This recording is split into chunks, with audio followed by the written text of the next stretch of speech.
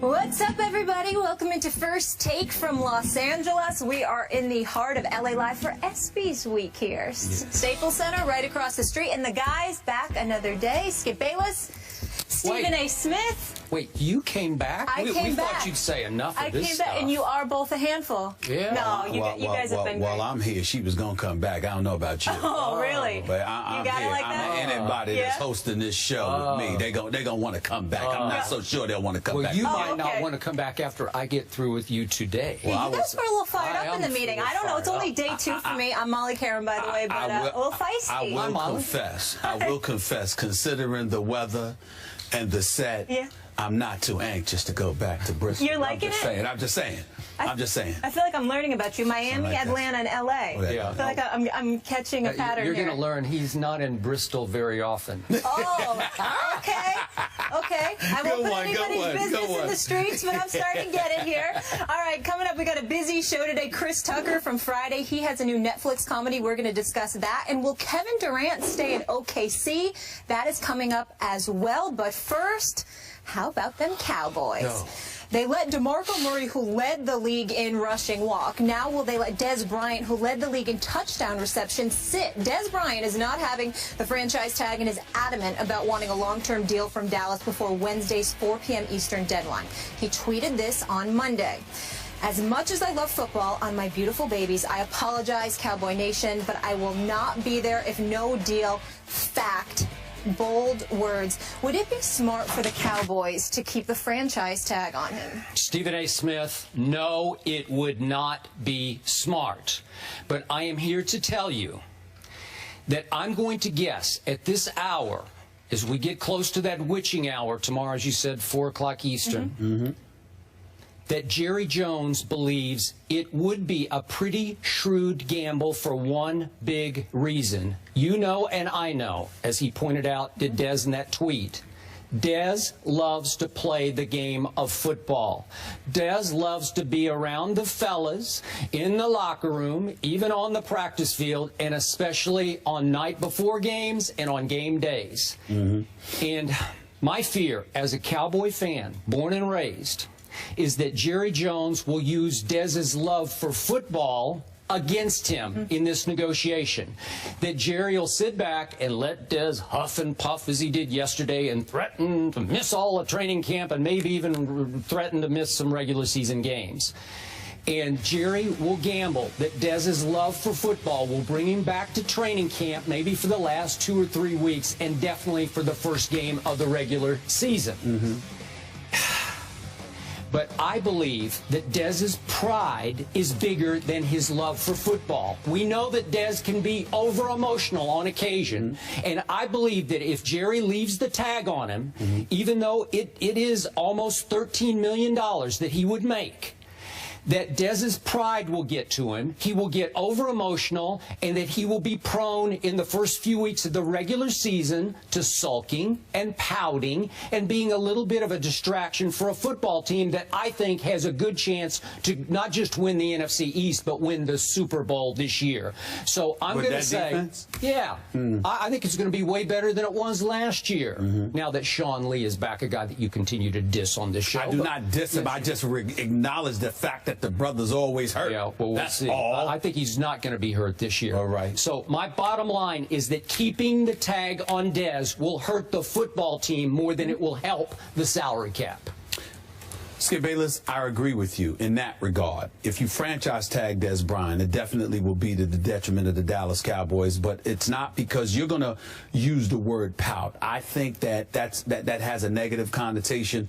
That's not something I'm going to attach to Dez Bryant in this particular instance. Wait, let me amend that. Sure. His heart won't be in playing football. That's fair. That's fair. That's totally fair. What I will say to you, however, is this. First of all, don't think for 1 second that he's going to cave too easily. Don't think that with Rock Nation, with Jay-Z, with Juan Perez and those brothers that are representing him, that they're not in his ear. I think that has a lot to do with why Eugene Parker is gone as opposed to Rock Nation, you know, now obviously now being there. It's no knock against Eugene Parker whatsoever. He's seasoned. He's a veteran as an agent. He's exceptional at what he does. We all know this. But at the same time, when you're old school, you sort of have have that mentality that it's about business, which we all can appreciate because that's just the smart thing to do. That's the smart way to go. And deviating from that usually doesn't work to your benefit. I don't care in today's society, previous generations, it doesn't matter. Business is business, and that overrules emotion and all of that other stuff. But you're going to have people that play into Des Bryant's ear by reminding him of his value, what he's worth, and how he shouldn't settle for significantly less anyway than what he is worth. And they are absolutely right to send Des Bryant that message. Here's where it gets interesting. And you bring up pride. And again, we're not talking racial as in a negative connotation in any stretch. I'm just giving you some insight. When you talk about young black men, what corporate America needs to understand is right or wrong, foolhardy or not, the word respect resonates with a lot of dudes, particularly when they consider themselves to be an individual who has earned it. If you are Des Bryant, you led the league in touchdowns. You've been obviously a stabilizing force. You're one of the individuals that helped Tony Romo excel the way that he excelled. Because when all else failed, Jason Witten wasn't the only dude that he was able to go to. It was Des Bryant. As you would say, it was a catch. And because it was a catch, it should have been a catch in Green Bay. They could have very well ended up advancing far deeper in the postseason than they ended up doing. Des Bryant has a lot to do with that. When you consider the fact that another individual who had a lot to do with it by the name of DeMarco Murray is gone after carrying the ball 392 times, after having 450 touches, after sitting there and saving some of the duress and stress and strain that ultimately was scheduled to come the way of a Tony Romo. And Tony Romo is preserved, and Jason Witten is preserved. But DeMarco Murray, who was used up like bad furniture for crying out loud, and then tossed to essentially another team, because even though he went there as a free agent, he wouldn't have had to, had you taken care of him. If you're Des Bryant, you're looking at it from the perspective that brothers who are taking care of you, you ain't necessarily taking care of us. So those are the kind of messages that resonate with the dude at this particular moment in time. We talk about business, but Jerry Jones, Stephen Jones, and the Dallas Cowboys, whether directly or tacitly, indirectly, or whatever the case may be, has given the indication that, you know what, we couldn't take care of DeMarco Murray because we got to take care of other dudes. Well, if you're Des Bryant, you're saying, who else is a bigger priority than me? So again, that's where the respect comes in. We're not going to say pouting. We're going to talk about his heart.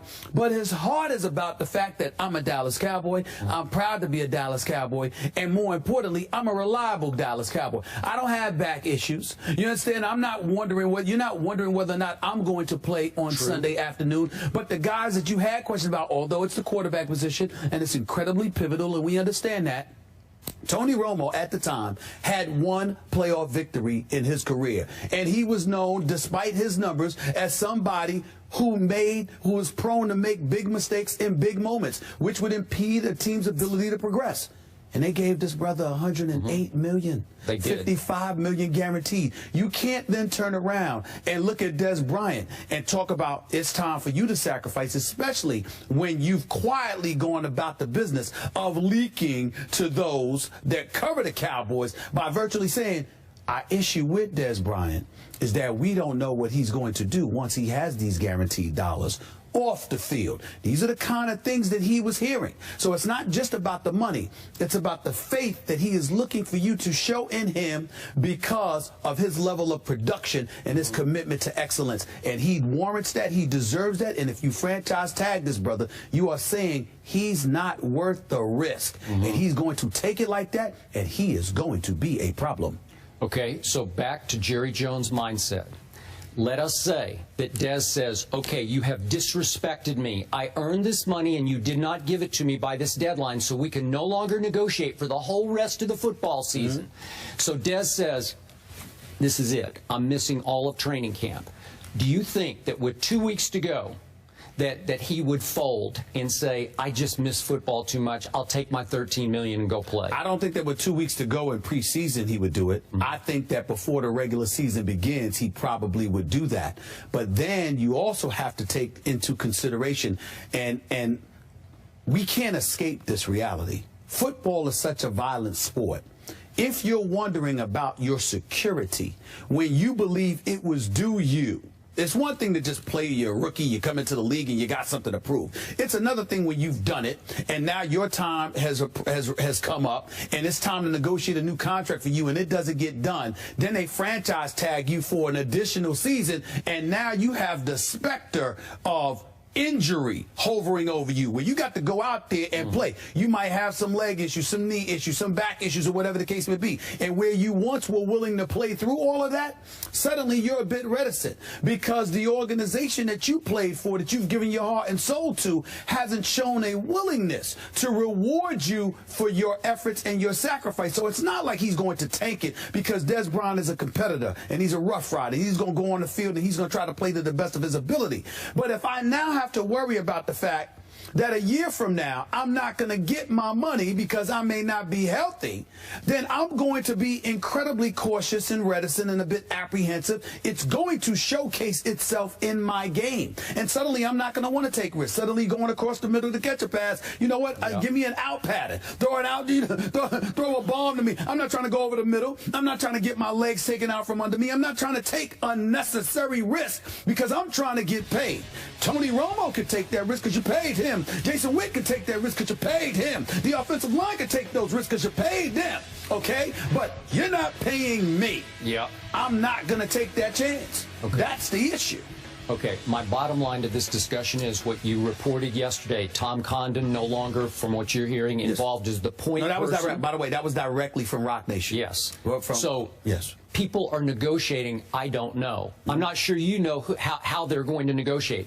I don't know what hardball they're playing with Jerry Jones. Jerry may not have any option here. He may get pushed into a corner where he'd say, that's just too much. I can't pay that much. I can't go way beyond Calvin Johnson money for this. But if you're not, but what if you're not asking to go beyond Calvin Johnson? What if you're sitting there and saying that Calvin Johnson's got $44 million in guaranteed dollars? How you gonna come to me with 20? Now, if we had 40 instead of 44, I'm feeling you. Now, okay, we can sit there and waffle and waver and go back and forth. But in the end, if you look at Calvin Johnson and questions about his durability, which you know about, Molly, the fact of the matter is that Calvin Johnson's durability has been, we know Megatron is Megatron. When healthy, he's the best. But the point is that even at his best, there are people who are looking at Des Bryant and saying Des Bryant is in that ballpark. So when you consider the fact that Des Bryant has durability issues over Calvin Johnson, where that's favorable to him, agree. And you combine that with the fact that Calvin Johnson's got $44 million in guarantee,